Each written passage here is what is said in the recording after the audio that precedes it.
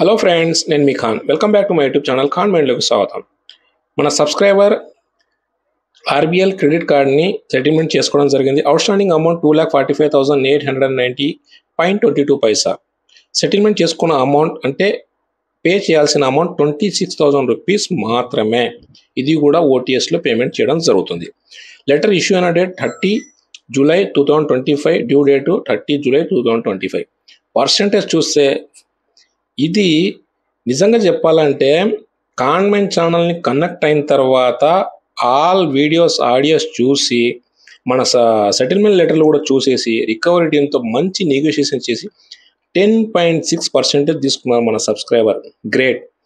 ఇలాగే ప్రతి ఒక్కరు కూడా ఇలాంటి పర్సంటేజ్తో క్లోజ్ చేసుకోవాలనేది నా కోరిక.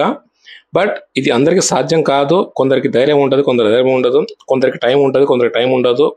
సో అదేవిధంగా మీరు ఎవరైనా సెటిల్మెంట్ చేసే ముందర 1-2 సార్లు ఆలోచన చేయండి. కన్ఫామ్గా మీకు సెటిల్మెంట్ లెటర్ వచ్చేటప్పుడు మెయిల్ నుంచి వచ్చే మెయిల్ కూడా ఒకసారి వెరిఫై చేసిన తర్వాతనే మీరు పేమెంట్ చేయండి. అప్పుడప్పుడు ఫేక్ సెటిల్మెంట్ లెటర్స్ కూడా వస్తుంటాయి.